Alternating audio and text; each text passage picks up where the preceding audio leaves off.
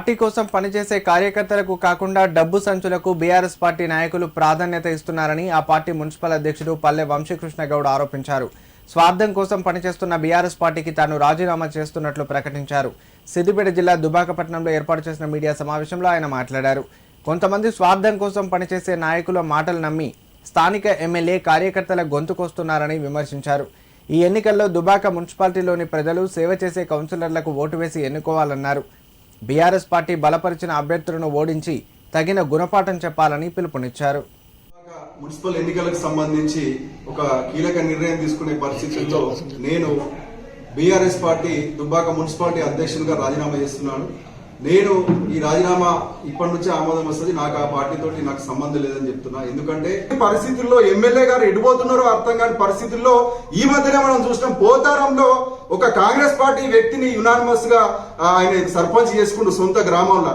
ఇప్పుడున్న పరిస్థితుల్లో దుబ్బాక మున్సిపాలిటీ ఎన్నికల్లో ఏం జరుగుతుందంటే కొందరు దొంగలు ఇన్ఛార్జీలుగా వచ్చి డబ్బు సంచులు మూటలు మోసుకుంటూ చైర్మన్ ఆశాబాబుల దగ్గర డబ్బులు తీసుకొని మిగతా వాళ్ళని గొంతులు కోసే పరిస్థితుల్లో ఉండి చూస్తున్నారు. కానీ జరుగుతున్న పరిస్థితులు ఏంటంటే రాజ్యాంగబద్ధ పదవిలో ఉన్నటువంటి ఒక వ్యక్తి కూడా దీంట్లో ఇన్వాల్వ్ అవుతుండు రాజకీయాల్లో.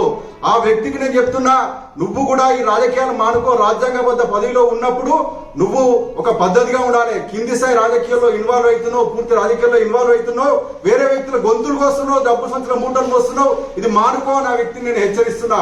మిగతా ఇన్ఛార్జీలు కానీ మిగతా వ్యక్తులు కానీ ఎవరికి వాళ్ళు కొమ్ము కాసుకుంటూ దుబ్బాక అంటే ఒక బీసీ మహిళ చైర్మన్ గా వస్తే బీసీలందరినీ తొక్కి పారేసి అసలు బీసీ స్థానాలను 4 స్థానాలను కూడా బీఆర్ఎస్ పార్టీ గెలవలేని దుస్థితికి తీసుకుపోయారు.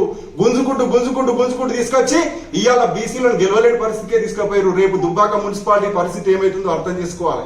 నేను ఈ సందర్భంగా దుబ్బాక మున్సిపల్ ప్రజలకు నేను అప్పీల్ చేస్తున్నా. మీరు మంచిని గెలిపించండి, దొంగలను గెలిపించకండి, కబ్జాకోర్లను గెలిపించకండి. ఈ కబ్జాకోర్లను గెలిపిస్తే దుబ్బాక మున్సిపాలిటీని మొత్తం కబ్జా చేస్తారని నేను చెప్తున్నా.